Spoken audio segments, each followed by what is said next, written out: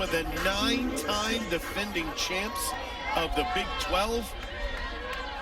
And the next stage of the 2022 season starts right now. Ball brings home the first pitch. The bunt is foul for strike one. Feel a different energy, Aaron, when you guys would kick into conference play? It's electric. This is like chapter 2. Coach used to always describe it as chapter 2. Close the book on chapter 1. Now look ahead. Takes a little bit different preparation. No balls and a strike to Mackenzie Wilson. Lines this one at a left field just on the chalk. It's in for a single. Good job cutting it off quickly out in left field by Alyssa Brito, and a leadoff single for Mackenzie Wilson, the talented center fielder, hitting .432 on the season, a threat to go. She stole 12 of 14 bases this season. Taylor Strain, who steps to the plate, will bat second and play left field, with Sydney Koyasos batting third at third base. Aaliyah Binford, she's their big power source, even though she has just one bomb this season. It's cleanup with Josie Bauer playing first and batting fifth. Here's the first pitch to the left fielder, Taylor Strain. Run through the rest of the lineup after this pitch, which is bunt foul. Anna Watson will bat sixth and right. Kendall Cross in that 7-hole in the left field. Zadie LaValle sounds familiar. Audra LaValle, former Sooner. It's her cousin. Has a pretty solid background. Carl Albert with her high school career. Zadie LaValle will bat eighth and catch, and Casey West will bat ninth and play second base. Here's the 0-1 pitch, give you that Sooner defense after Jordy brings it home, and it's up and away. See Lindsey Elam back in behind the plate, but good news, Kinsey Hansen is in the lineup tonight as the DP. Kaylin Snow over at first, Tiari Jennings at second. Grace Lyons at short with Jansen third. Solanalo in the field, playing in right field. Jada Coleman in center, and Alyssa Brito in left. Scoreless game. Baylor's leadoff hitter aboard. The 1-1 is a bunt attempt well outside the throw behind Wilson at first. He gets back. I love the pitch location and the situation by Jordy Ball. We've seen 2 bunt attempts by Taylor Strain. One fouled back on something up in the zone, and again, getting that chase up and away. Great pitch location in this situation for Jordy Ball. She's ahead on the count here, a ball and 2 strikes. Jordy brings it home. Well, 2 balls, 2 strikes. Say a little while. That might have been somewhat homeristic here. That was well out the strike zone. Already a much different view of Baylor than what we saw. I mean, first punch out of the gate with Wilson in the leadoff. Aggressive hack so far by the Bears. 2-2. Bouncer towards short, could be 2. Nope. Lions will just get the easy one at first. A little bit too in front of the bag to try to step on the bag and force out Wilson. He moves to second. And she didn't really have much of a chance to get on the bag. I think that this was the right call. Yeah. I mean, right there, it's just last-second communication between Jennings and Lyons, making sure that they're at least securing one out. Had Jennings waited on that ball at second, could have been a close call. So Sydney Koyasos digs in, the right-handed hitting third baseman, and fouls the first pitch back. Boy, you hit it on the head, Aaron. They're aggressive. Yeah, it's just swinging early, swinging often, but they're very sure cuts. I mean, there is no tentative, oh, I'm not sure if I need to pull the trigger. it looks already, and I'd be interested to hear your thoughts too, DJ. It looks like there's a game plan here. No question. 0-1 popped up foul and out of play. And we're seeing Baylor come in, again, striking early, taking advantage of early strikes. Jordy Ball, she does not walk many batters, and they are taking advantage of the fact that Jordy Ball throws strikes. And again, you let a pitcher like Jordy Ball, who has high strikeout numbers, she has struck out 108 batters, get ahead in the count, you're putting yourself in a tough situation. 0-2 count here. Ball stares in. The freshman brings it home. That didn't miss by much. A little low on that inside edge. Ball and 2 strikes. These 2 teams played, I say back on like it was a long time ago, March 10th, 2 weeks ago in Hawaii. Sooners won that game 12-3. Here's the 1-2 pitch. Bounce back to ball. Ball looked to third. Instead, we'll go to first to get the sure second out. You like that? I You kind of saw my facial reaction up here. I think that there could have been an out made. She did the right thing by looking, but didn't pull the trigger. Now, it's great. She got the sure out at first base, and there's 2 outs on the board. But, man, that looked to have been a slam dunk out at third base had she thrown it. Mackenzie Wilson almost did the biggest no-no of getting thrown out at third. Very well could have, should have happened, but again, take the 2 outs. Aaliyah Binford digs in, their talented shortstop, third baseman, pitcher, and she swings through the first pitch for strike 1. Staying with that game plan so far, Binford coming out, hacking, first pitch, even out of the zone. That was still a huge cut. 4 balls and a strike with a runner at third and 2 outs the pitch. Oh, a good location. 0-2 as that's called a strike. Jordy's always in motion, man. That's until she steps on that rubber, and even when she has her arms moving too. When she gets her call, that arm starts to swing. Careful here, 0-2. Ball brings it home. Up high. Well out of the strike zone. They're not going to risk an OT. Had a couple of those last few, well, I can't say the last few weeks, but a couple of times earlier this season. Even a lot better. Not being too perfect, 0-2. On something, too, a freshman has to learn. I think we forget her numbers are so good, and she's been dominant for the most part. 1-2 pitch. Swing. Oh, did she get a piece of it? The ball gets away from Elam. The runner's going to score on the swing and a miss on a nasty, filthy pitch in the dirt on the drop ball. But Elam, unfortunately, couldn't stay in front of it, so a run scores on a strikeout. So now you look back at that play, right? Yep. Now you kind of asterisk that ground ball that could have gotten the out at third base. It's always those little details, right? So, yeah, exactly. Always the little details. And when people hear Coach Gasso talk about where this team is, and she'll say, we're almost a 7, we're still a 6. Things like that are reasons why. First pitch, a little up, but called a strike to Josie Bauer. So Baylor gets the leadoff hit from Mackenzie Wilson, who advances to second on a ground out, third on a ground out, and scores on a wild pitch on a strike 3. Welcome to the Big 12. Welcome to the Big 12, exactly. Oh, 1 foul back. And again, Jordy Ball ahead of a hitter. DJ, no balls and 2 strikes. I think she has been 0-2 on nearly every hitter she has seen here in the top of the first. She's throwing good pitches. I mean, the K on the strikeout, it was a great off-speed pitch. Tough pitch to handle, but still a good pitch. The 0-2.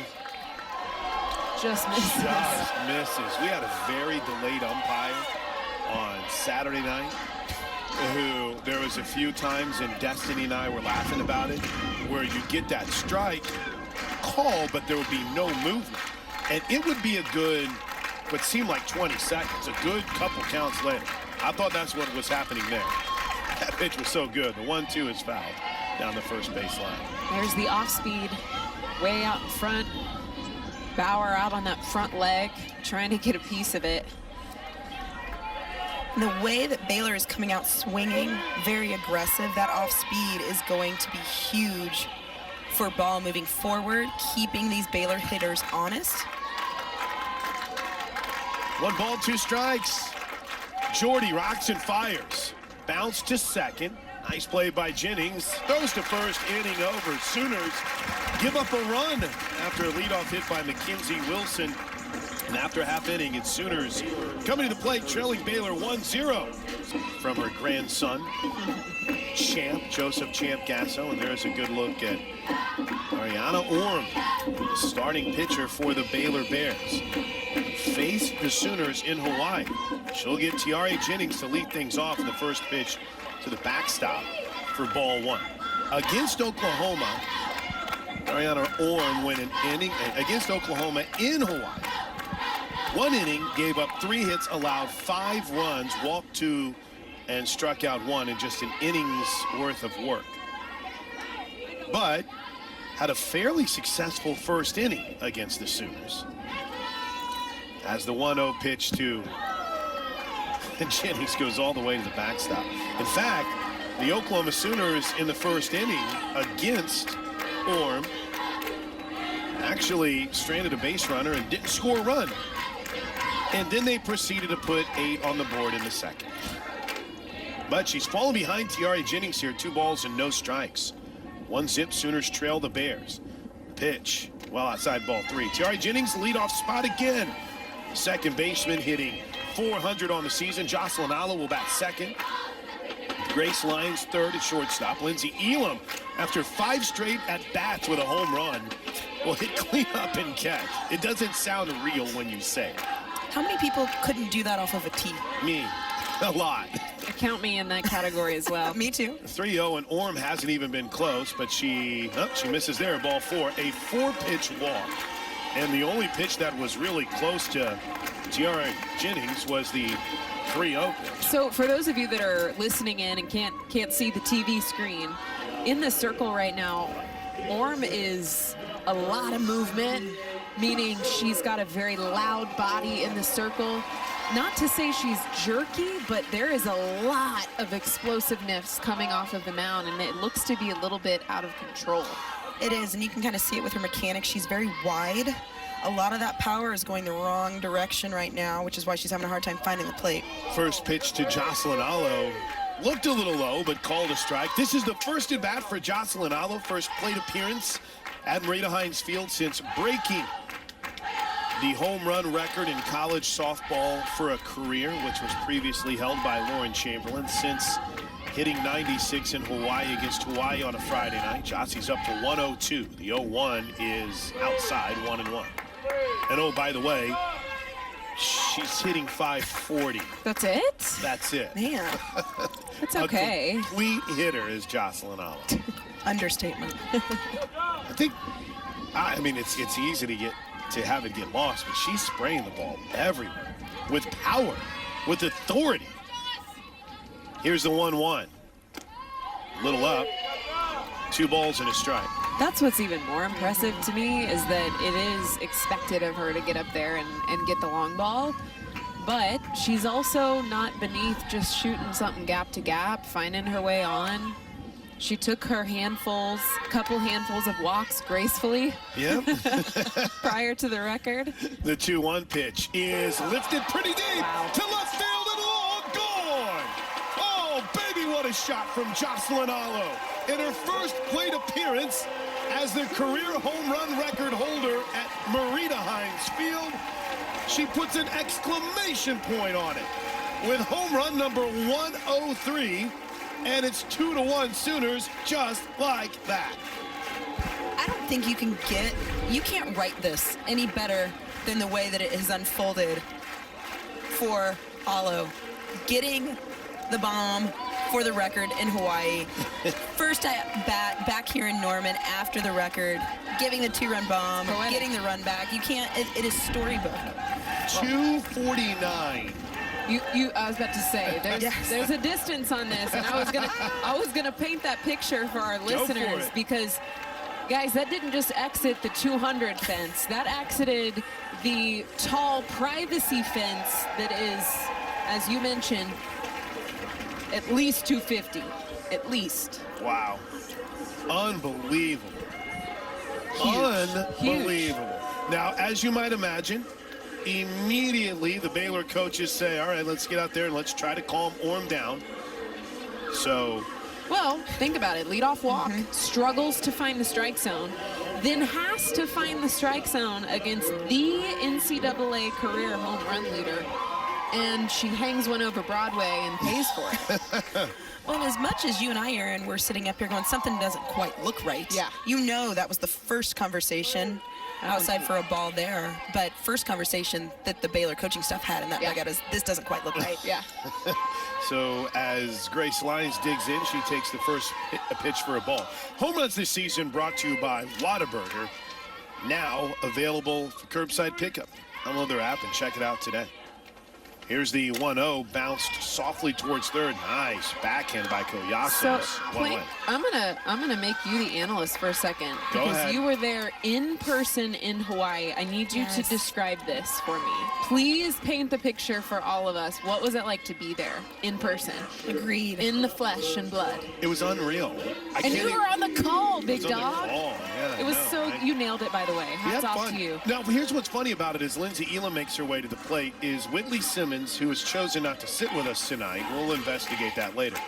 But she would always make fun of me because I wanted to say Jossie's full name. Right. So every time Jossie would come up, we'd pull up that Microsoft Word document that had her full name as the first pitch to Elam is in for a strike. Because if you mispronounce Jocelyn Aloha Pumihana Alo, you've blown the whole thing, Right. Everything else just was, she hit the perfect ball for a record breaker, right? An absolute nuke I love it. over the over the center field wall. And she hit a bomb here. The 0-1 is fouled back for a strike. So what was the crowd like in Hawaii? Unreal. I mean, like just all you could see was camera phones. Every Wow. time she stepped up, camera phones would get out. I love it. I know that the Sooner Sports TV, the Sooner Digital, the Sooner Vision crew is working hard to try to get as much of that video as they can because there were so many cool moments. I love that. Seeing the video of Charlene May, Nicole May's mom, whenever the record was broken, it was so cool. The 0-2 is fouled back.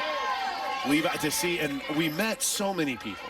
We met so many people that just loved and was family with Jocelyn. It was special. Hawaii, that's something I will never forget. I thought the Hawaii head coach putting the lei on her neck was, Yep. I mean, made my eyes get a little teary. Pretty cool. Yes. Pretty cool. Just happened to have that lay in the Just dugout. happened. Just happened to be there. Here's the 0-2 pitch to Lindsay Elam, who grounds it foul. Boy, how about Lindsay Elam's Holy Tuesday cow, night in man. Kentucky? She stepped to the plate in the early parts of the game in the second inning, and boom, that was deep over the left field wall as we watch the highlights from that Kentucky game. And then she hit a moonshot over center field. I was smart enough to walk her once. So 5 home runs in 6 plate appearances, 5 straight at bats with a bomb. She's behind here 0-2 with the Sooners up 2-1 and rips this one foul. Well, again, we are watching the confident swings, the foul balls. If I'm a pitcher and I'm watching that approach, I am steering very, very clear of anything close to the plate. Yes, and you're changing speeds. Oh. You've got to find a way to Have get to. her off balance. She's hit a couple of rockets down 0-2 here. The pitch up and away 1-2. Well, and if you're looking at her stats, you know that it looks like a beach ball to Lindsay Elam at the plate right now. And you don't want to be another victim of that beach ball.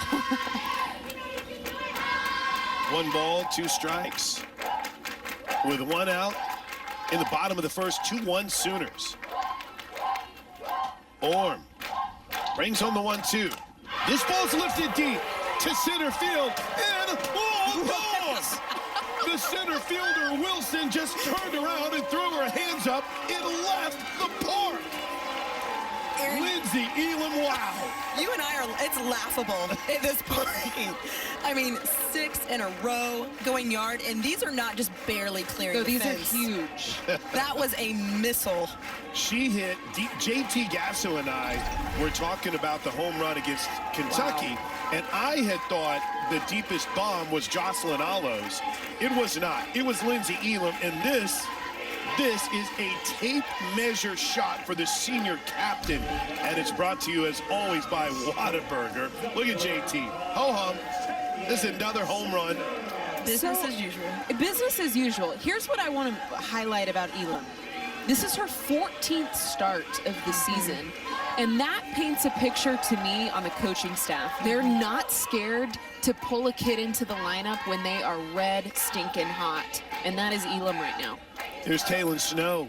First pitch in for a strike. Home runs number 71 and 72 on the season for the Sooners as a team already. For Jocelyn Alo, 15th home run on the season. Runs batted in number 37 and 38. And for Lindsay Elam, double digits already, her 10th home run of the season. Here's the 0-1 to Taylor Snow. Bounced back up the middle and through into center field, a base hit. All right. As Taylor Snow gets the single, let's do our keys to the game, brought to you by Riverwind Casino. And DJ Sanchez, you had a good one. control momentum, and this is one way to recapture it and just take off with it. Yes, we saw Baylor come out and strike early with aggressive at-bats, getting that run in the top of the first. Well, here come the Sooners grabbing that momentum and getting it back in that Sooner dugout. And taking it one pitch at a time, Aaron. Well, that goes, honestly, a lot deeper than just one pitch. I think it's one moment. And talking to Coach Gasso before this game, you can't get too big for the britches. You know, I had asked her about the narrative and all the hubbub and talk around this team right now and the success, and she said we can't get lost in that. Kinsey Hansen DPing takes the first pitch low for a ball. If you're a Sooner fan who only pays attention to home games, then you'd be like, well, what's the hubbub? Because Kinsey Hansen's last start was right here at Marita Hines Field against Minnesota. This is her first start over the last 9 games for the Sooners. Well, actually, yeah, that's exactly what it is, 9 games. The 1-0 is grounded softly towards second. Snow dances over it. Plenty of time for West to field and throw out Hansen at first. There's 2 away. Keys to the game, by the way, brought to you by Riverwind Casino. Riverwind Casino, home to a luxury hotel, fine dining, and never-ending rewards. Riverwind here, still the one. Here's another hitter who has been on an absolute tear recently. Alyssa Brito, season average up to 336. She's already hit 6 home runs on the season. Had a couple Tuesday against Kentucky. She digs in. Sooners on top 3-1 here in the first, and a runner at second. First pitch strike. Coach Gasso talked about light bulb moments, and she feels like she's seen one here from Alyssa Brito, which is exciting, Aaron.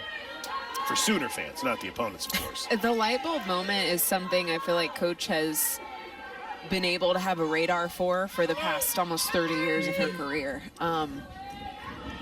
Here's the 0-1 with the runner at second, fouled off. I can remember the moment back in 2013 when Kalani Ricketts had the light bulb moment. You can see the light bulb moment starting to manifest in Brito. I mean, going yard, she's seeing it very well. Such a solid swing at the plate. And when you witness an athlete have the light bulb moment, their world changes. Their game opens up. She's behind here 0-2. The pitch is a little looper in the infield. Nice play by West off one hop. Plenty of time to get Brito and in the inning. But the Big 12 game of 2022, but also the first Friday night home game for the Sooners. And the first pitch misses low and away for ball 1 to Josie Bauer. Lead things off. Or pardon me, Bauer actually ended up reaching at the end of last inning on the strikeout that got through. This is Anna Watson. I got ahead of myself on my score sheet. 1 ball, no strikes. Ball with a 3-1 lead. This is outside 2-0. So unlike the first inning, DJ Sanchez here fall behind a bit.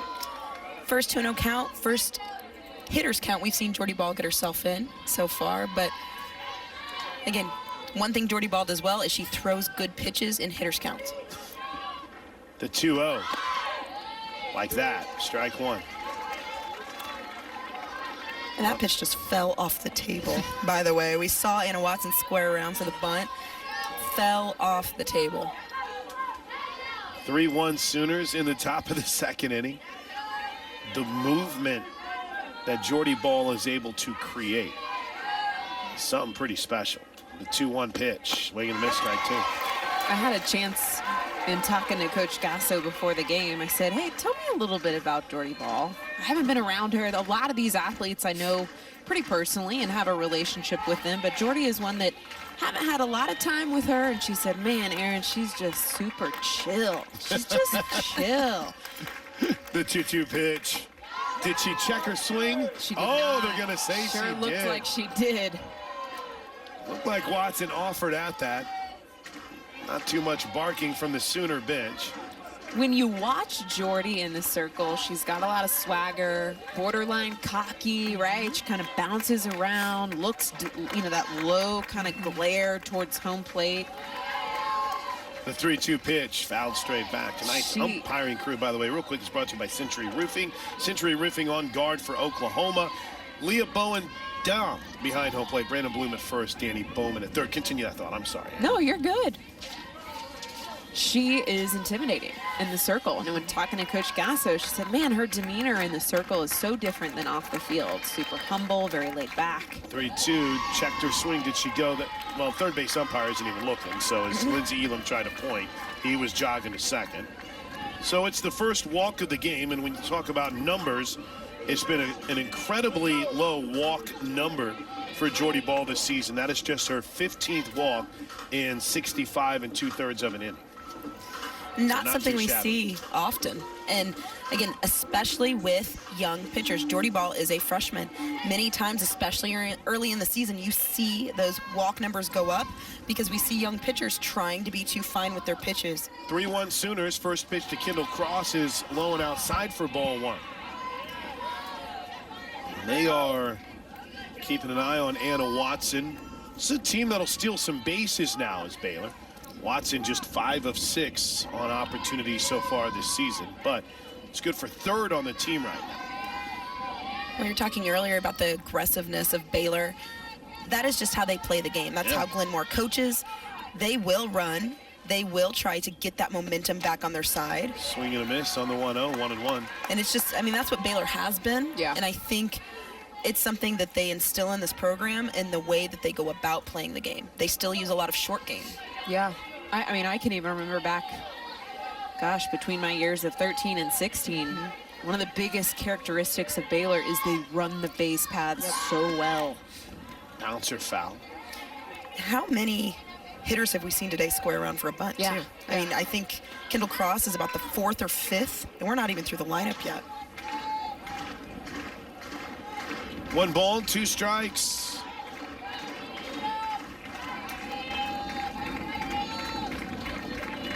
Runner at first is the leadoff walk recipient, Anna Watson.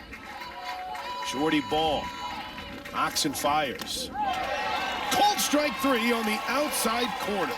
Strikeout number 2 on the game for Jordy Ball. First hitter caught looking. Here's Carl Albert product, Zeta LaValle.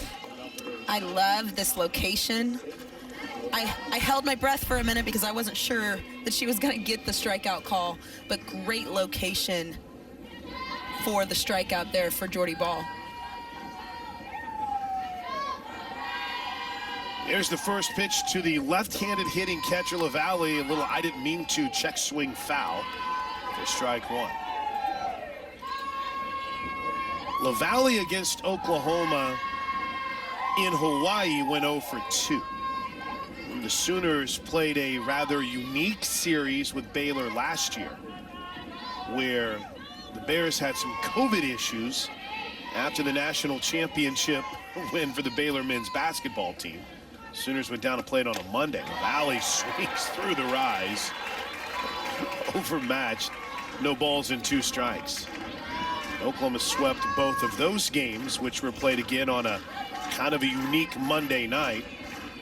Valley actually hit the ball pretty hard against the Sooners, despite going 0 for 4. She's looking for a first hit against Oklahoma. The 0-2, boy, took a little off and just missed. Wow. Is a little off an understatement on that, DJ? The deception on that pitch, I got fooled from up here in the press box. No, it was, I love the location again, and LaValle was absolutely fooled. All she had to do was get that in the strike zone, and it was curtains.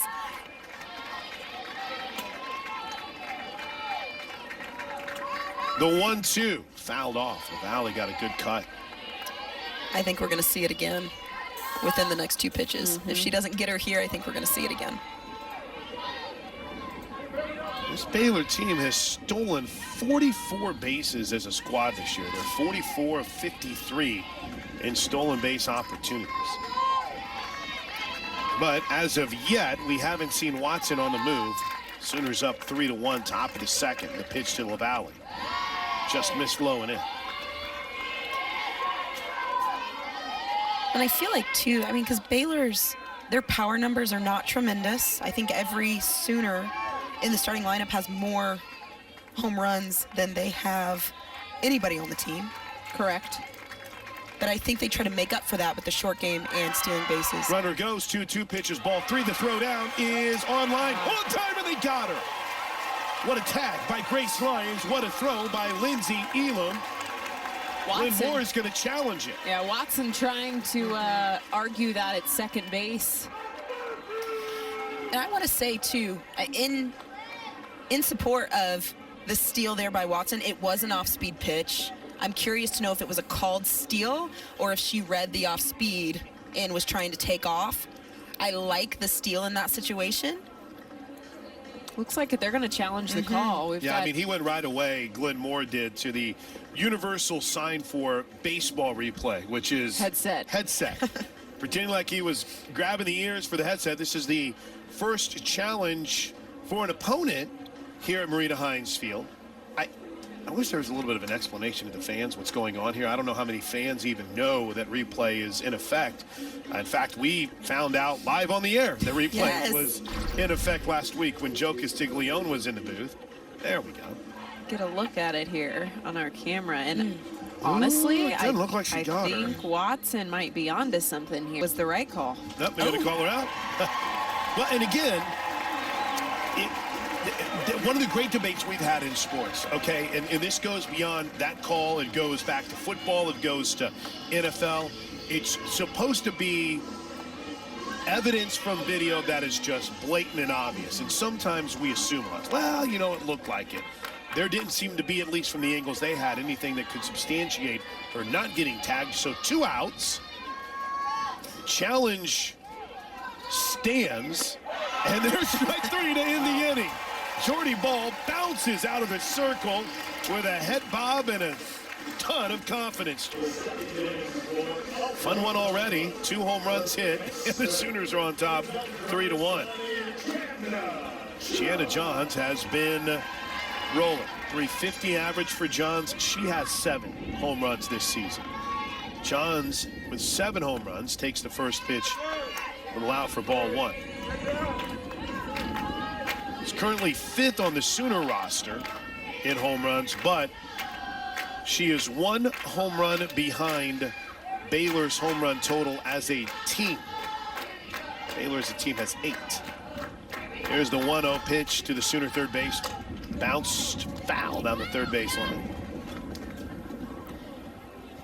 And I would be curious too. I mean, we've talked a little bit about Baylor and their power numbers or lack thereof. When I was playing not that long ago, but a long time ago, when you would go to Waco and you would scout and prepare for Baylor, you were getting prepared for short game. You were getting prepared for slappers. You were getting prepared for a different kind of ball than how the game has sort of evolved into what it is now. I'm curious to know how much of that has changed the way that Coach Moore has recruited. 1-1 pitch is one of those I didn't mean to check swings foul. Well, you see less and less slappers. Yes. And Baylor used to be kind of a home for that. That was their game plan. Think of the era of like Arizona and Mike Candrea. The short game ruled the roost. No question. Speed, honestly, more than short game. It was how to play up speed. And we're seeing less and less of just exclusive slappers on the left side.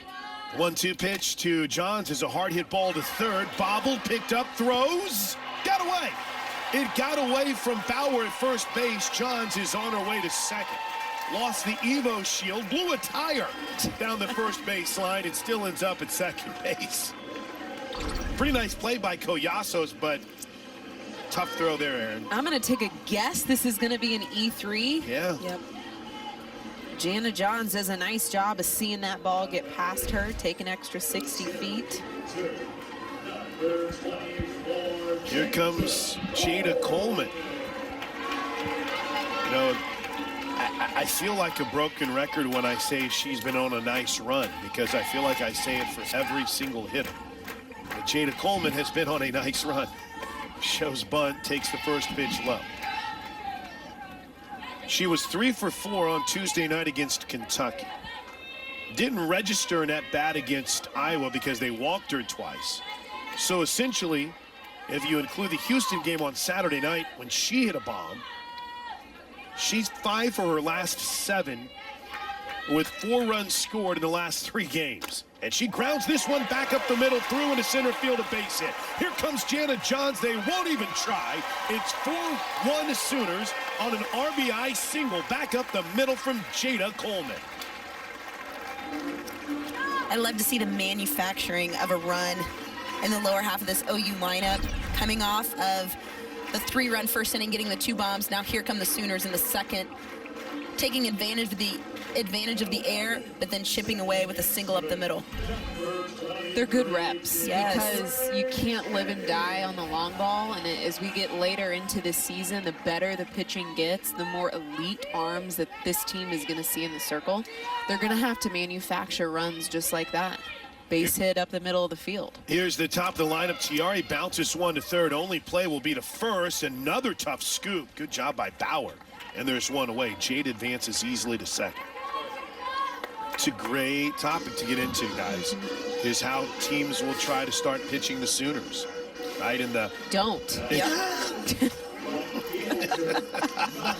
Fair enough. Fair enough. Here's Jocelyn Hollow. Well, and how often, too, I mean, coming from a coach's standpoint, you game plan, you prepare, you try to prepare your pitchers, and many times you say, listen, here are their power numbers, here are where they're at. Pitch around or stay careful, keep these particular hitters in the yard. See a ball there, low to Alo. How do you do that when it is all through the lineup? And then not only is Alo going to take you yard, then she's going to nickel and dime you for a single and then a double off the wall. You can't pitch to it. The 1-0 pitch to Jossie is low. I think Lauren Chamberlain said something that's really resonated with me as you take a look at the first inning nuke that went out of here to left field. Lauren said she's hitting bad pitches hard, and that is an incredible attribute for a hitter. It's a sign of an amazing hitter. Here's the 2-0 pitch. Ball 3. Well, I have 0 pitching background, but I can tell you what I would do if I was in the circle, and this is speaking as a hitter, from a hitter's perspective. If I'm in the circle, I'm going to master 2 pitches. Yep. I'm going to master something slow, and I'm going to master something hard that I can spot in any count. We don't need it doesn't need to be cute, Nope. doesn't need to be fancy, it needs to be effective. And I think with Sooners, you've got to challenge them with something that's off speed and something that you can nail in any spot in any count. I would master 2 pitches and be the best dang arm with those 2 pitches as I possibly could. You would win a lot of games. Yes. You would win a lot of games with a tremendous off speed and 1 pitch that you can pull out of your pocket and put it wherever you want. Here's the 3-0 pitch, well outside, ball 4. I think just simplifying. It's so easy, Chris, and because you watch it, I mean, you are the voice of OU softball. You watch it all the time. It's so easy for an opponent to look at this lineup and go, oh my gosh, this is a huge bite I'm going to have to take. This is a lot I'm going to have to chew. I think just simplifying it. Because it's a lot. It's a lot. It's Grace Lyons steps to the plate. Lyons, by the way, takes ball 1. Lyons was in the midst of an 18-game hitting streak.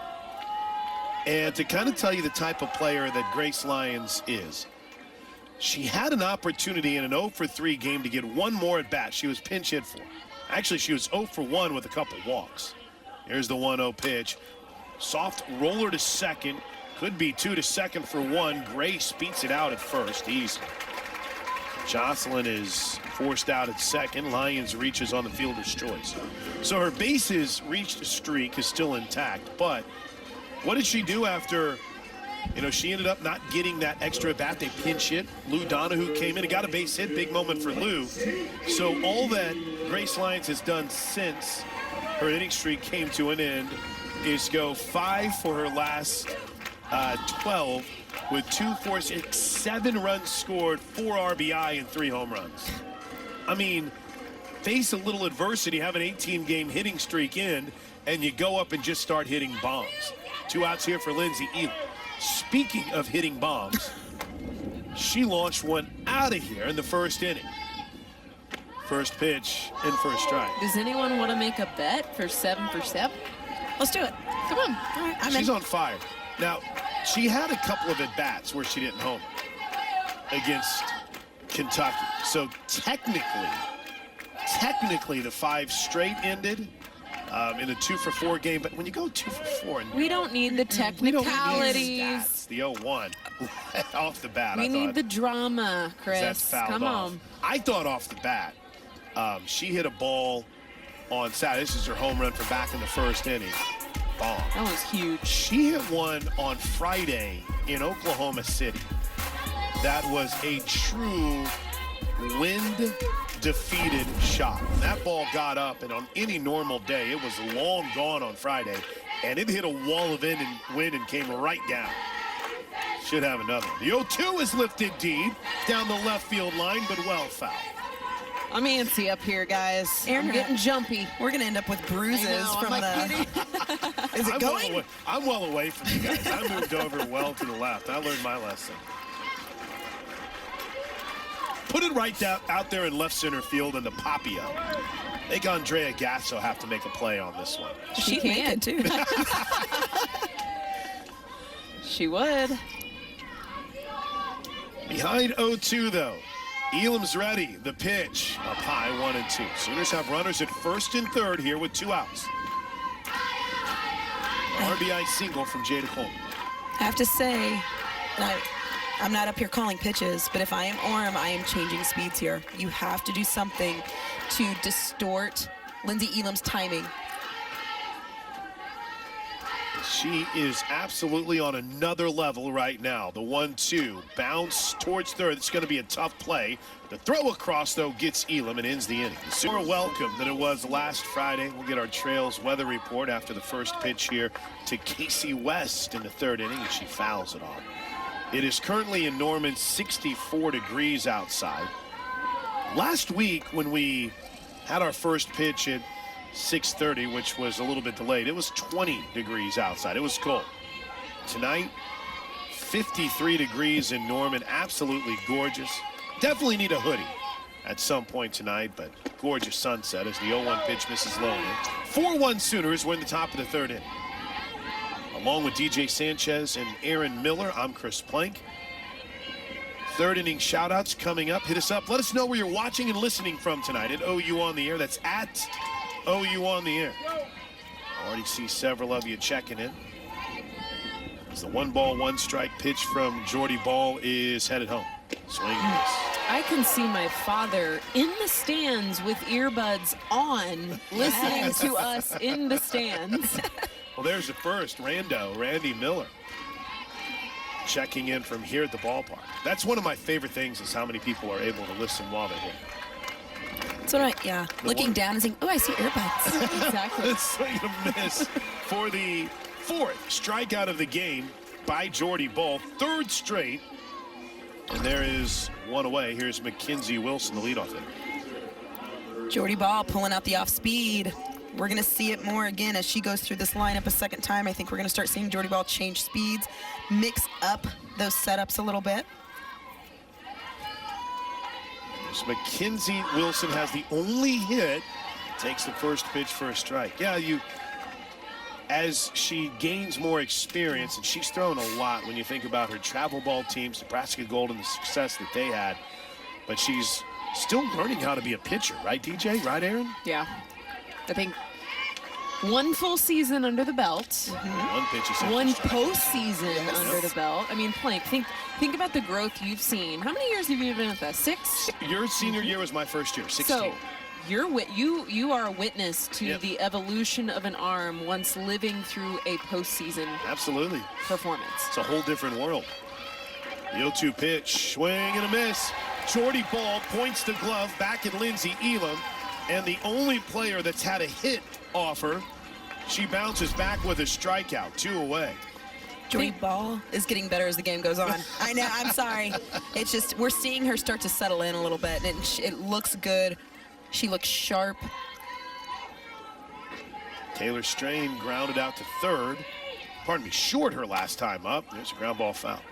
Somebody that comes to mind for me with postseason evolution is Nicole May. Yep. Great example. Thinking Super about regional last year. Oh my goodness. I mean, the performance, the clutchness that she was able to pull together when this team needed it the most, that was growth. And that is experience that you stick in the back pocket and you build off of. We'll see Nicole May here tomorrow as the 0-1 pitch is lined deep to right center field. Bounces off the wall. Allo gets it back in quickly, but it's a 2-out double for Taylor Strain. Left that one up just a bit, DJ. Yeah, you know, and we are seeing, just as I'm saying, she looks sharp. She looks sharp. She's hitting her spots. A little bit of a miss there, and Strain made her pay. But the beauty of it is you are walking into this, 2 outs, runner in scoring position, go back to work. I think you also got to give a hats off to Strain of seeing 2 of her teammates before her, couple Ks, and taking a different approach. First pitch to Koyasos is up high. Ball 1. Looking back at the first 2 innings of Baylor, they were aggressive. They were successful with the aggressiveness at the plate. Strain sees the 2 teammates before her go down swinging and she adjusts. That's high IQ hitting right there. Try something different here, you guys. That's essentially what she said. And it worked. The 1-0 is bounced foul. All right, you ready for a stat? Yes.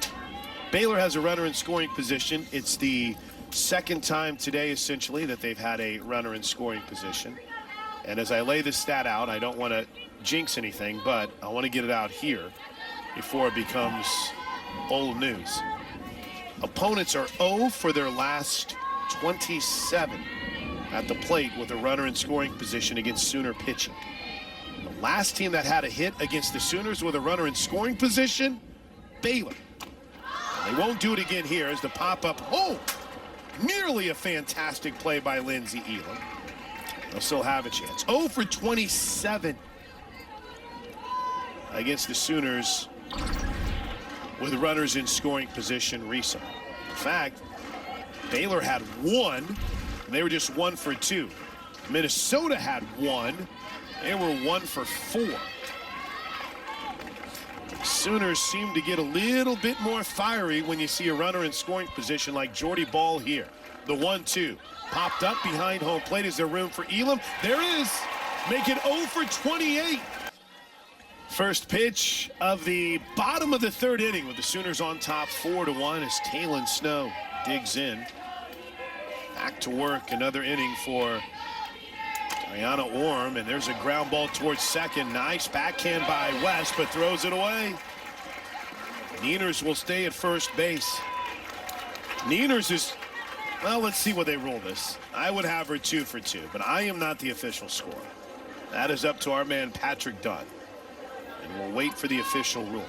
But as this is the 3rd inning, it's brought to you by Physical, spelled different because we are different. They rule it an error.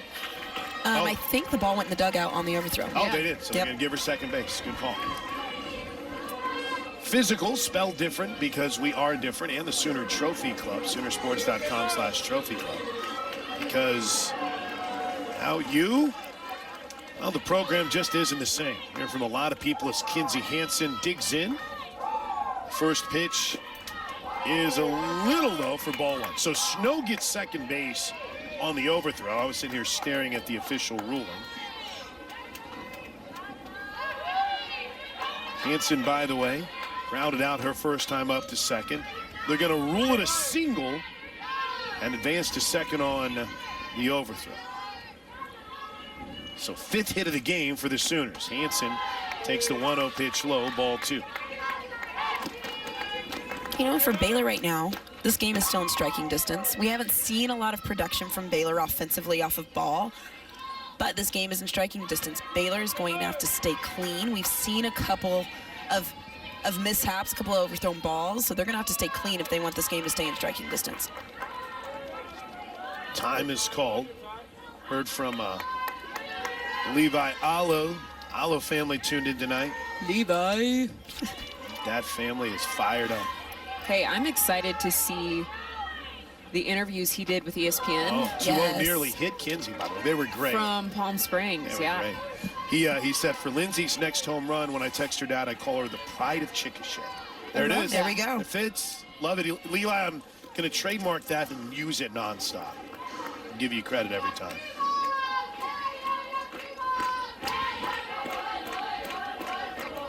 Three balls and no strikes. With a runner at second and nobody out. The pitch Called strike on a pitch that was low. James and Cindy Frisbee have checked in from Billings, Montana tonight. Will you wish a shout out, a happy birthday to Eric Blossom, please? Happy birthday, Eric. What a way to spend your birthday, right? Watching Sooner softball. Can't think of a better way. 3 balls and a strike. The pitch low and in, ball 4. Hansen reaches. See if Hansen runs here, or maybe see a Hannah Core pinch run here.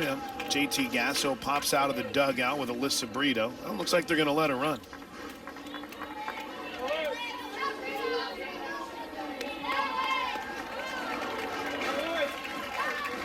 So Hansen will stay in and run. That's a story in and of itself in my mind. It's positive. That's a good thing. Time positive. 4-1 Sooners. Brito looking to blow this game open. Takes the first pitch for a strike. I'll hit a few more of your shout outs after this Brito at bat. See you, appreciate it. Can't help you with what channel the game's on, but appreciate you trying to find us. I become the sounding board for everyone who's angry. I love you all. Here's the no ball, 1 strike pitch to Brito. A little low and away. 1-1. Brito, her last time up, grounded out to second.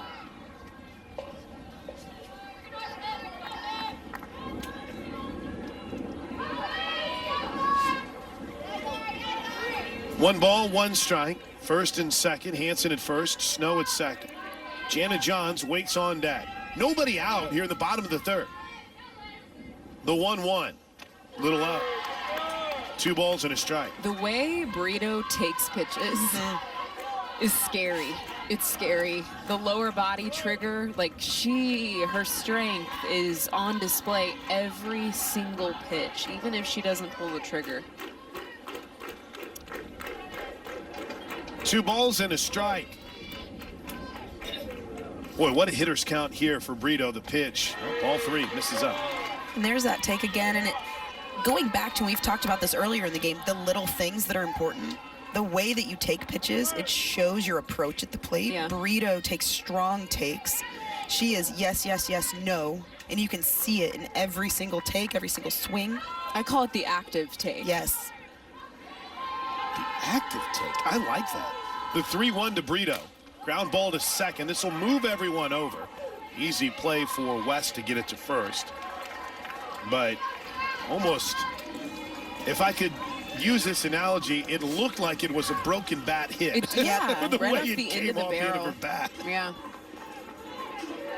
Here's Jana Johns, reached on that error in the second, ended up scoring a run on the RBI single from Jada Coleman.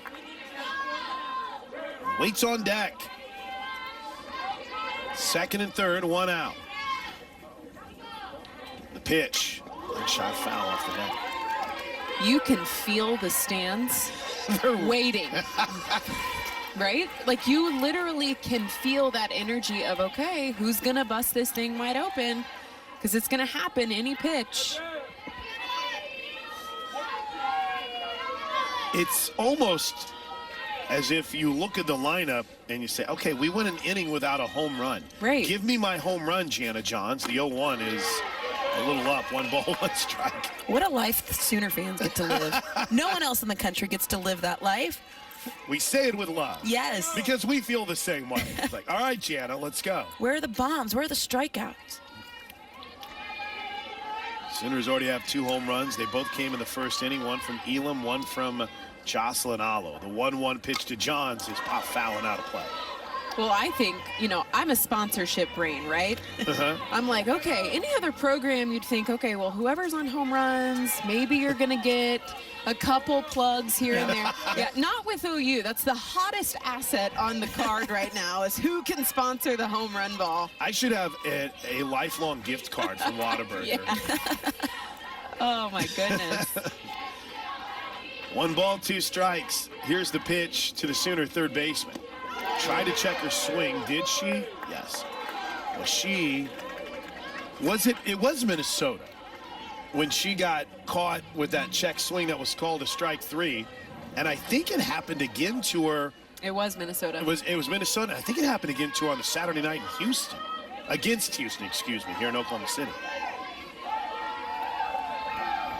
That's an active take, kind of how you put it. The 2-ball, 2-strike pitch to Jana Johns. Bounce to third. Oh, we're going to have a rundown between home and third. LaValle chasing back Snow. Well, now Taylor runs well out of the baseline, but Jana Johns is able to trot into second base. They tag out Snow. And Aaron Miller, that's something this team works on. Oh. Constant. Do they? I can remember running that second and third play probably, I don't even know how many times. A couple thousand? Oh, it's been going on for decades. Yes. Decades. Literally. One more. Just one more, Coach. Just one more. One more. Yep. 50 later. But perfectly executed. That's right. Yep. For situations like that. You force the defense to make the toughest out, which is the rundown. You allow Jana Johns to get to second base, and you're back in the same position. And you count on Jada Coleman to get you a 2-out hit. She takes the first one live. She drove in a run with a single in the second inning.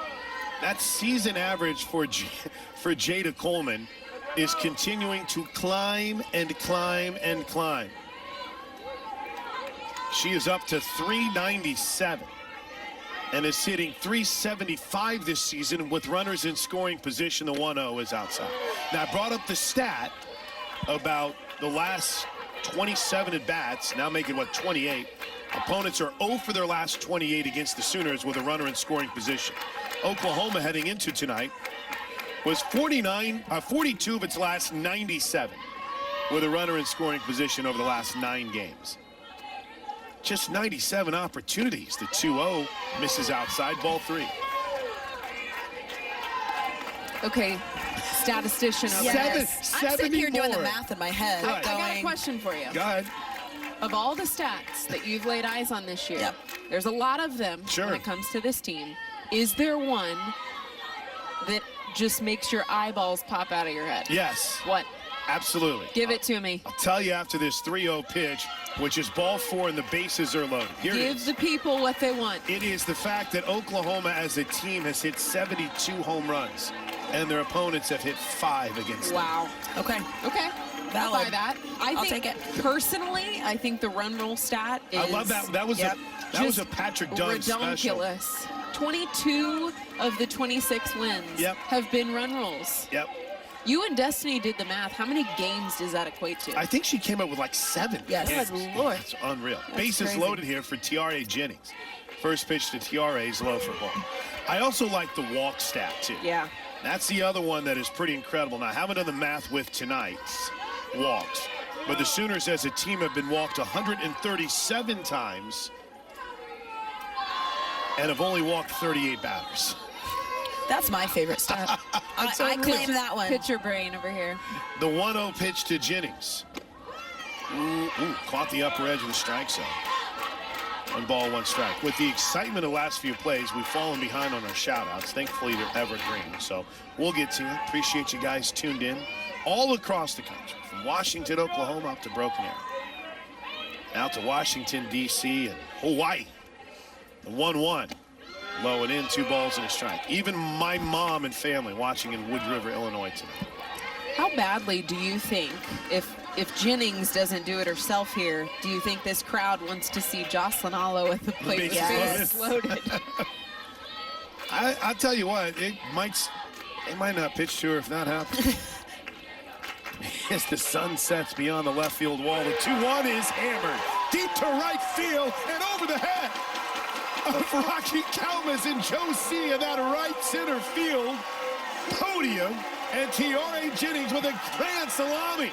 A grand slam, a 4-bagger with 4 runs attached. Are you kidding me?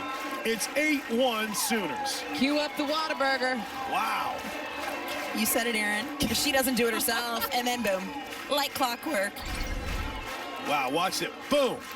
Here's what impresses me the most about that hit. That ball was a curveball in the outer half of the plate, and she didn't roll over it.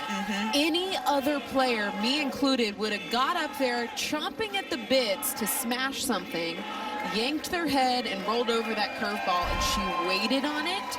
She saw it deep in her stance, and she went Oppo Taco, baby. That's hard to do. It's discipline. That is Man, hard it's to do. discipline. T.R.A. Jennings, make sure, 11th home run on the season. And we're going to have a pitching change. Offense 8-1 after a grand slam home run empties the bases from T.R.A. Jennings. Now here's Jocelyn Olive, homered her last time up. Judish in 16 innings so far this season has allowed just 15 hits. The overall ERA is at 2.62. She is 1-0 on the season.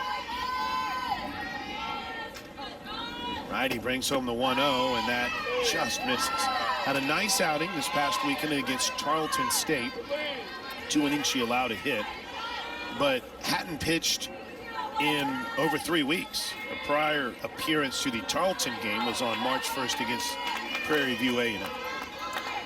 8-1 Sooners, bottom of the third. The 2-0 is low for ball 3. So I'm anticipating a walk here to Alo. I'm going to get on my soapbox here for 1 second. Go ahead. It'll be the second walk of the night. It's 8-1. You are in run rule territory. I understand it, but compete. Yeah. Compete. Make her hit the ball out of the yard. There's ball 4, by the way. And that's just me coming from a coach's standpoint, a pitcher's standpoint. There's nothing better in the world than competition and to get out there and to go toe-to-toe with the best. 8-1, I get it, sort of. This isn't, you don't let your best hitter beat you, but it's 8-1. I'm still triggered from Cal's 8-0, nobody on base, Compete. intentional walk. Still triggered. Compete. Here's Grace Lyons. 2 outs, runner at first, 8-1 Sooners. The first pitch to Lyons is low for ball. The Twitter feed at Run Rule Territory tweets at us and said, did somebody mention my name?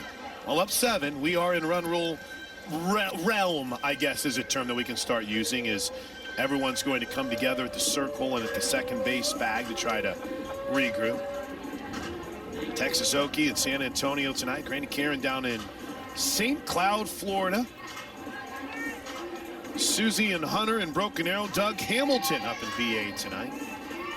What's up, Broken Arrow?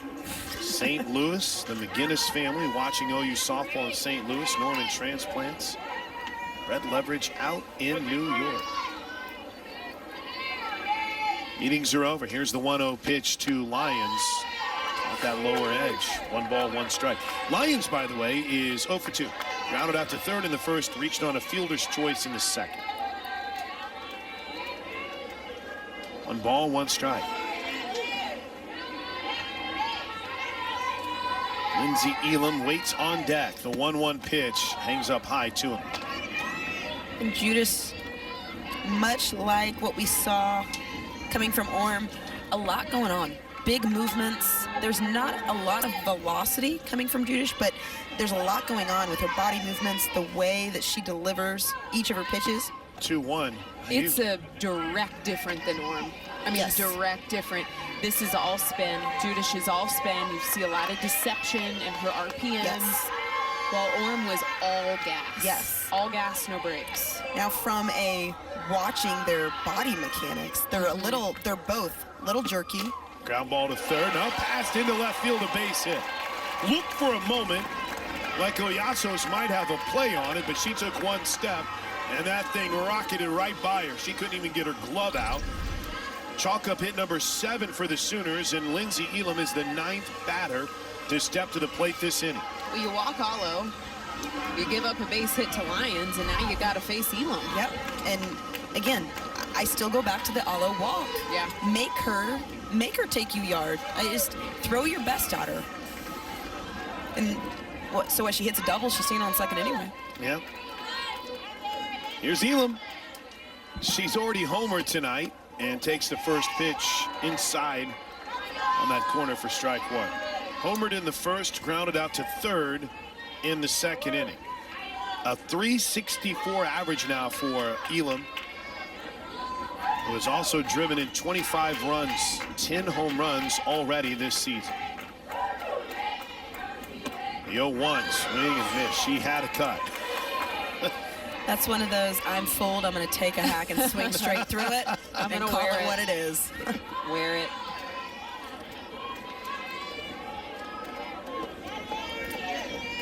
The 0-2 count with the Sooners up 8-1. Chickasha product, super senior. Digs in. Runners at first and second.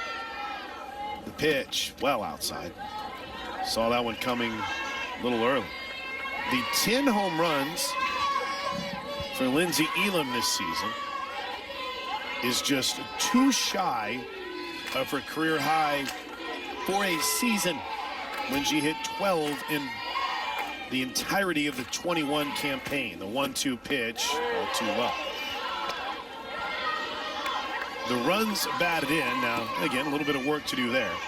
But she has already surpassed her RBI number from the 2020 season. Now, again, a season that was cut short, obviously due to COVID, and the 2019 season when she pretty much took over as the regular starter. 3-year captain, Lindsey Elam. The 2-2, off speed. Fulder called strike 3, inning over. As Lou Donahue is checked in left field. And Riley Boone is in out in right. As Aaliyah Binford leads things off and takes the first pitch for a strike. 8-1 Sooners. We're in the top of the 4th inning. A grand slam home run by Tiare Jennings is the difference in this game so far. A solo shot from Lindsey Elam, a 2-run shot from Jocelyn Allo. The 0-1. Grounded back to ball, 1 away. Made that look easy. Binford's 0 for 2. Here's Josie Bauer. Talking about making it look easy, we've talked so much about Jordy Ball's demeanor in the circle and what she does. I was a pitcher. This is not a knock on pitchers in any way, shape, or form, but sometimes pitchers defensively look surprised or look out of sorts when the ball is hit back to them. Jordy Ball, again, going back to just being an athlete and the way that she carries herself out there. Anything hit back to her, you don't hold your breath. That's definitely a thing. Yes. I mean, that is a thing that pitchers have to deal with, and I'm telling you that is something. This one fouled right off the hand. They're going to send her to first base. Those are always tough calls, by the way. Well, because by the rule book, your hand is an extension of the bat. Right. And you don't see it called correctly very often. Jen Rocha. And here goes Patty Gasso. Jen Rocha is on the top step of the dugout. Now all the umpires are going to get together before Patty Gasso can even get to the home plate umpire. Well, I want to go back to the point we were making yes. in the circle. We got time here.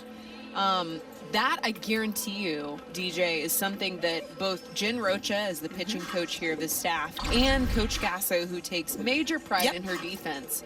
You were a pitcher here, you know. There is an expectation. As there should be. For a pitcher on this field to field her position and be athletic in the circle. And you saw that on display with Jordy Ball. That is near and dear to my heart. Athletic pitchers taking care of business. So they're going to challenge this. Yeah. How about that? That's how. 2 challenges in 1 game. Oh, let's go. How special are we? So here's another look. What do you see here, Aaron? That's definitely the hand, and I think it's a foul ball. If it's not the hand, it's the end of the bat. You can see the pain.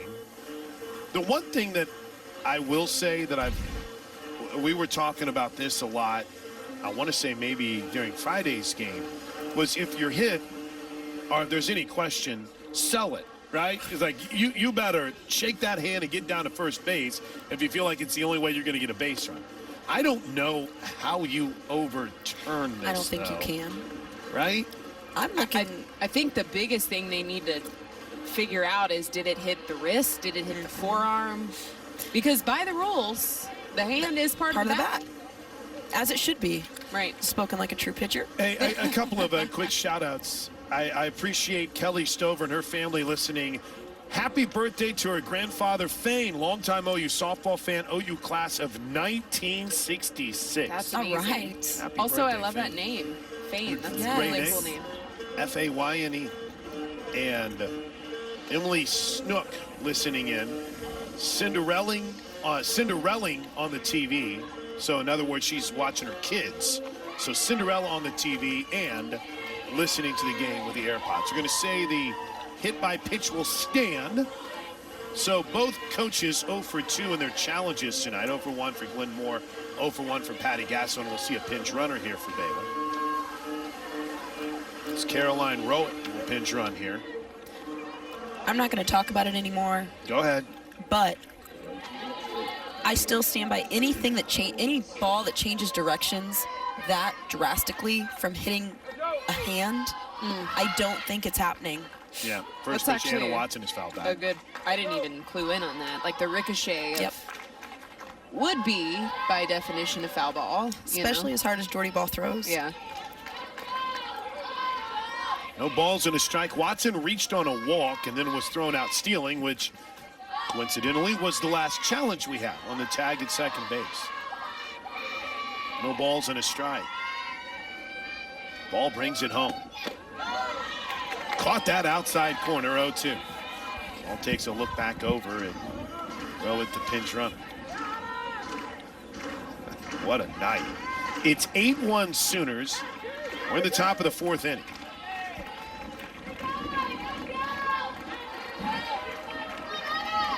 The 0-2, fouled back. Watson gets a piece of it.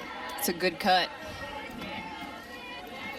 Watson, one of those players that you kind of start looking up and down on the numbers for the Baylor roster. And like we said, a bit of a frustrating season, I'm sure, for some. But it's just you look at her numbers and for the production that she's had at 257, she seems like she's swinging much better than a hitter with a 257 average. And she takes the 0-2 pitch outside. Strikeouts have been up for her this season. She struck out 12 times, has only walked once. But Glenn Morris stayed with her. Of the 28 games so far, she started 25 of them. And this is the 28th game that she's played in. So she's played in, I think, actually 27. All but one game so far this season. And here's the 1-2 pitch to Anna Watson. Bounce back to the circle. Ball will go to second for one. No chance at first. Man, I love the enthusiasm of Jada Coleman in center field. When she saw Jordy Ball make the play to get the force out, she immediately gave a big jump in the air and a fist pump. Well, that'll tell you what the expectation is. The double play. And they're selling, they're going to celebrate that because they know that's the expectation on this dirt. And I would argue that the opportunity that Jordy Ball had to get that out at third base earlier this Took game the words out of my mouth. Was discussed. Kendall Cross, the left-handed hitting DP, takes the first pitch up and in for ball one. When you could see, too, the thought process, she fielded that ball open, ready to fire to second. There was no, oh, I'm going to try to get the play at second. It was open. I am fielding that all ready to fire. Again, you don't see that all the time from pitchers, let alone a freshman pitcher. 1-0, runner fakes going. Jordy falls behind 2 on a pitch that was low and away. That is an outstanding point. Still have those moments where you're like, she's a freshman. Yep. She's this good. I was going back and watching the Kentucky game. This ball brings home the 2-0 pitch. That caught the outside corner 2-1, and I was almost mad at myself listening to it. I'm like, why are you getting so upset by these errors? She's a freshman. She's going to make mistakes. And then you realize you're not used to seeing what is typical for most freshmen from Jordy Ball. That's how good she's been. Across the Friendswood, Texas product, fourth-year player, a senior. That's the 2-1 foul. I think that's something we're going to speak about ad nauseum this season, is the fact that she's a freshman. You brought up Kalani earlier, Aaron, and you think about at times the lumps that she took. I was around for her freshman season as a GA. Seeing at times her take lumps that she was not used to. Kalani threw hard. She was filthy coming in here as a freshman. She had great stuff. 2-2 pitch, swing and a miss, strike 3.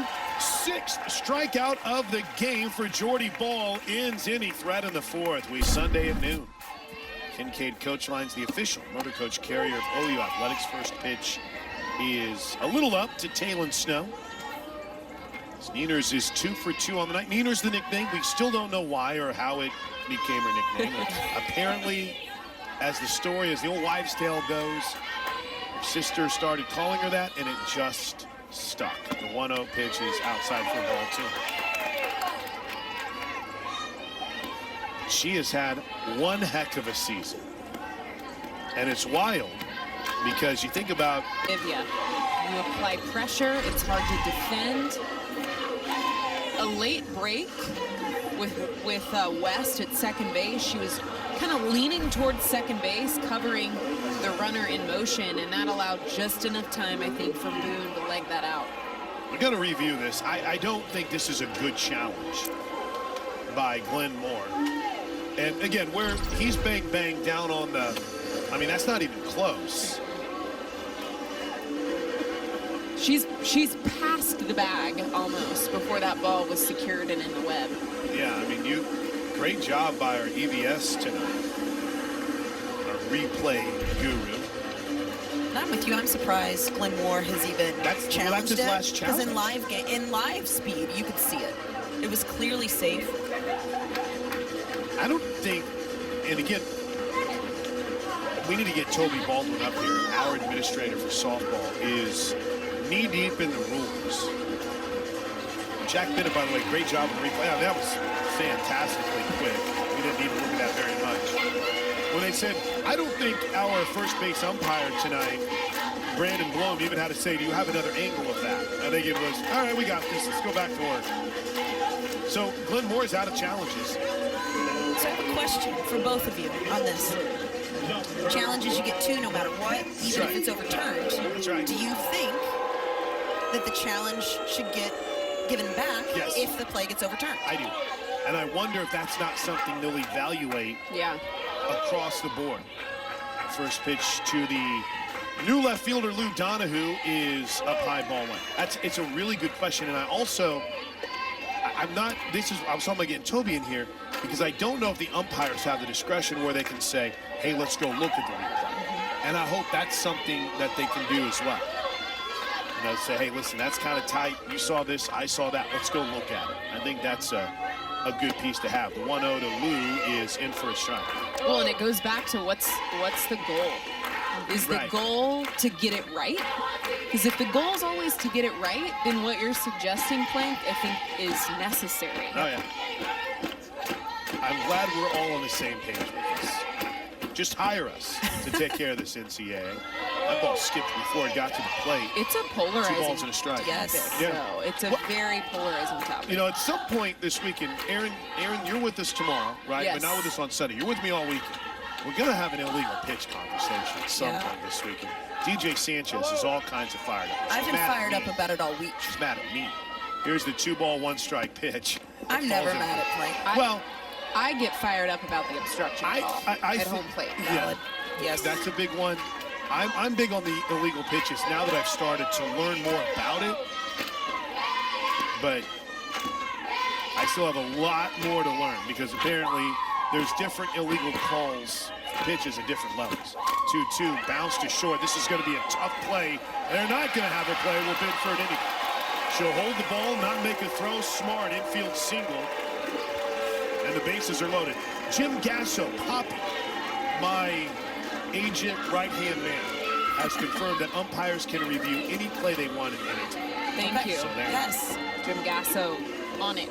As it should be. Yeah, look how close. Inford realized the speedy Donahue.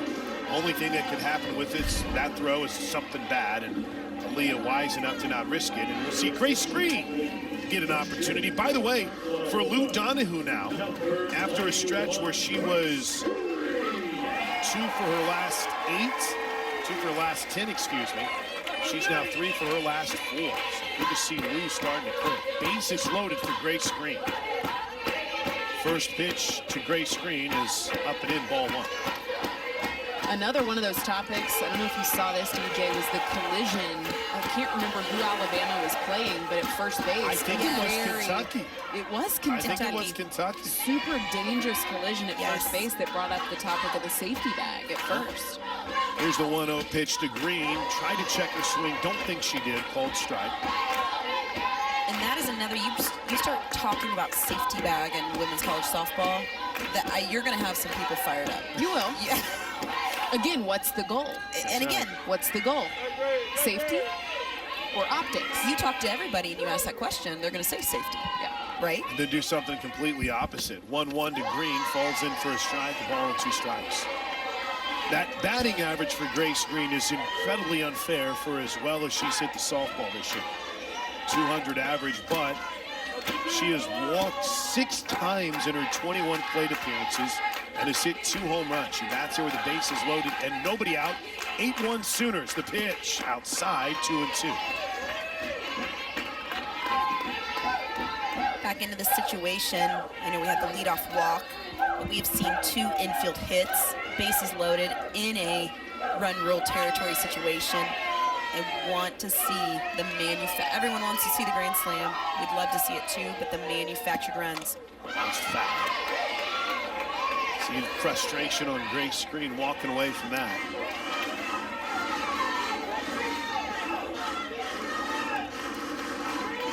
Two balls, 2 strikes. The Sooners have loaded the bases on a walk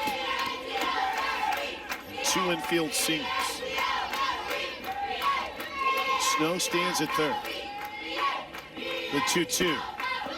To the backstop. Here comes Kaylin Snow. The shovel not in time. She scores on the wild pitch to make it 9-1 Sooners.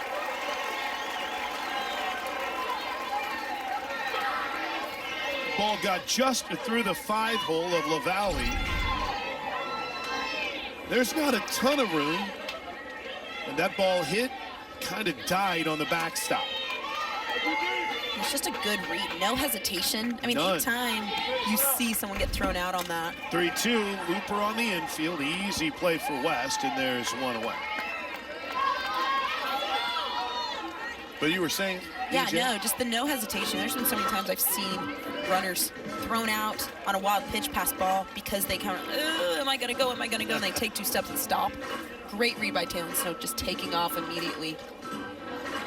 So here is the first regular season at bat in Marina Heinz Field for Sophia Nugent.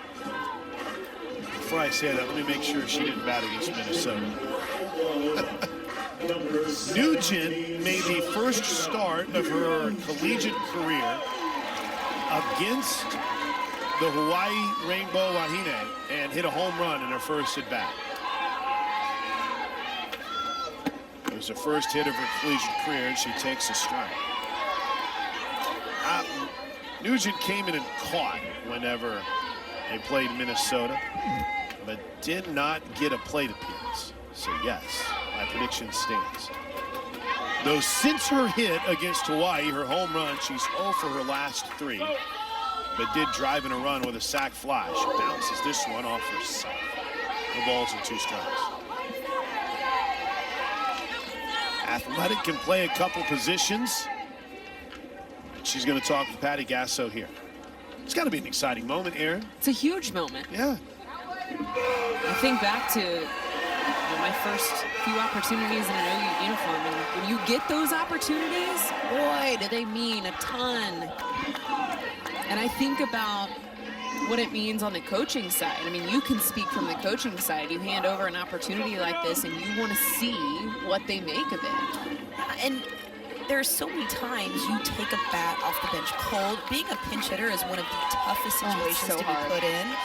But what comes of it? There are so many hitters who make their way into a lineup because of what they have done with the given opportunities. 0-2 pitch is up and away. And I think the mark of a good pinch hitter, one that's ready, is one that comes and is not afraid to take a hack on the first pitch. Yep. You don't have to wait until you see a strike. Get after it. But speaking of a hitter that gets after it, Tria Coleman has moved into the on-deck circle. She'll attack a pitch early. The 1-2 pitch, grounded foul down the third baseline. And you're 26 games in with a group of freshmen that haven't got to play a lot, right? Now they're starting to get a little bit more confidence, right? Now they're starting to get to that point where, okay, this is starting to make a little more sense. This is a learning season for Sophia Nugent, Tria Coleman, Quincy Lilio, Anna Court. They're afforded the opportunity to learn because of the returning talent this team has. And Nugent wants time. Well, let's talk about too. You can play at the highest level. Aaron, you played at the highest level in travel ball, as did I, as did every Baylor OU player out here. The speed of the game is different. Yeah, the urgency is different. The speed of the game is different. And it takes time for a freshman to recognize that, to understand that. 1-2 pitch, bounced, foul again. Well, we keep talking about some of the detriments of having 22 run rules on the season in territory of 23. Yeah. Here is one silver lining of that, is that when you get a lead with that size, you've got more area. Coach Gasso and her staff have a little more area to test drive some new faces. Good point. 1 ball, 2 strikes. Second and third with 1 out in the fourth. 9-1 Sooners. The pitch is grounded to third. They're going to come home with it. Little rundown for Riley Boone. She's got some speed. She's going to slide back into the bag and get tagged out as Nugent slides into second. So take me through that rule there. At no point is Donahue supposed to start heading back to second to make it interesting, or is it just, could it be complete chaos, Aaron? Well, you saw a little bit of the newbie mentality right there, and DJ is over here just like her skin's crawling, but it was the correct call. And right. we saw this earlier in the game. You want to force the defense to make the toughest out, which means get in the rundown, force them to make a play at home plate. When that rundown is initiated, Nugent has to be on her A game. She's got to look at the first base coach. Yeah. She's got to have the heads up so she can take those extra 60 feet to second base. She waited a little too long. She waited a little. It was a little scary for a second. I was up here waving. Yeah. Gone. All right, here's Taria Coleman. Young, talented, versatile, left-handed hitting. You name it, she can play it. Takes the first pitch for a strike. And she swings hard. Her first hit of her collegiate career came in her home state of Houston. Saturday afternoon against the Cougars, went 1-for-1, drove in a run and scored her. Here's the 0-1 pitch to Coleman. Cut, fouls it back. I think between Coleman, Sophia Nugent, and Jordy Ball, all 3 freshmen, their first hit was also an RBI. Nugent's first hit as a Sooner was the home run in Hawaii. Obviously drove in a couple runs. Coleman's first hit drove in a run in Houston. Jordy Ball's first hit against Hawaii drove in a run, so making the most of it. I love it too. I mean, you're talking about all of these firsts and these storylines. I feel like we are writing the script for a feel-good sports movie. Yeah. The 0-2 pitch to Coleman is a slow roller to the circle. Nice play by Judish. Shovels to first and ends to the fourth for the Sooners. OU 3 outs away from another run rule win as we head to the fifth. Sooners softball on top, 9-1 over Baylor from GMC dealers. To the fifth, it is 9-1 Sooners. And in Audrey LaValle's spot, Ashley Walkendorf is going to hit here and takes the first pitch low and away for ball 1. 9 runs on 9 hits for the Sooners, a run on 2 hits and an error for the Baylor Bears. Walkendorf, the freshman, from the left side of the plate, takes the 1-0 pitch for a strike. Sooners look well on their way to 27-0 on the season. They can get 3 outs here without allowing a run. Well, at least for now, they would chalk up yet another run rule win. Their 23rd, 1-1, swing and a miss, strike 2. Should add they would have another opportunity to score in the bottom of the 5th inning, but the way Jordy Ball is dealing tonight, I don't know if that's going to be in the cards. it's a fair point. Ball and 2 strikes. Jordy Ball in a word dealing this evening. As the 1-2 pitch from Ball, swing and a miss, unfair. Jordy Ball, strikeout number 7 in 4 1/3. 1 away. Again, that location, Baylor is yet to adjust throughout this game. Low and away, great spot by Jordy Ball. 5th innings this season brought to you by Coca-Cola. No matter your favorite meal, it'll pair perfectly with a Coca-Cola. First pitch is in for a strike to Casey West, a strikeout victim her last time. 2 Baylor hits, 2-out double by Taylor Strain in the 3rd, and a leadoff single by Mackenzie Wilson. No balls and a strike to Casey West. Came inside, stood for ball one.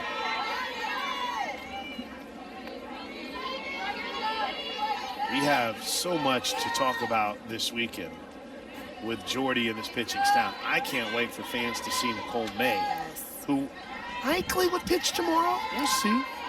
The 1-1 from Ball is bounced off the leg of West, and that hurt. Temperature starting to cool a little bit. That looked like it stung. You know, and something that this has been on my mind all week, knowing this series was coming up with Jordy Ball being a freshman. I know we've said that over and over. Everyone knows she's a freshman. But one of the biggest adjustments that I remember being a freshman was getting into Big 12 play and facing the same lineup back to back. 1-2 pitch, swing and a miss. The second strikeout of the inning. Third straight, 8th of the game, and the Sooners are 1 out away from yet another run rule win. Well, on your point, it's not just facing them back like 1 through 9 back-to-back in a game. It's having to come back day 2 after a team watches film. After a team scouts and sees where the gaping holes were, where the weaknesses were. Swing and a miss to Wilson for strike one. You got to reinvent yourself. You have to go with a different game plan. Your setups are going to be different.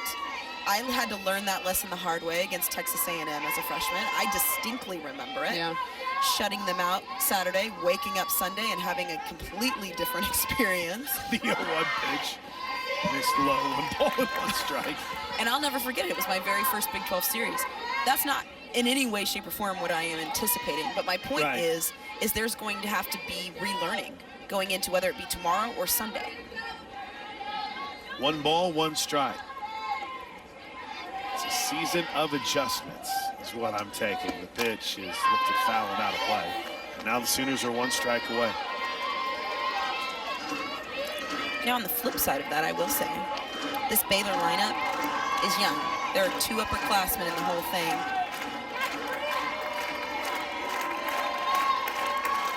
Well, they've had a welcome to the Big 12 moment tonight for the youngsters. The 1-2 pitch bounced down the first base line. Ball gets it, will tag her. Ball game. Jordy Ball, cold game with the tag out to end it. And Oklahoma rules the Baylor Bears again. Final score 9-1. For the Sooners, they're 27-0 on the season. 23 of those wins in run rule fashion. And they have now won 12 straight by run rule. In a word, Aaron Miller, wow. Yeah, that's all I have. Wow, I'm going to echo that. I keep wondering when we're going to see a miscue, when we're going to see this team look even a little bit weak, and it just hasn't happened. They keep on going. Oh,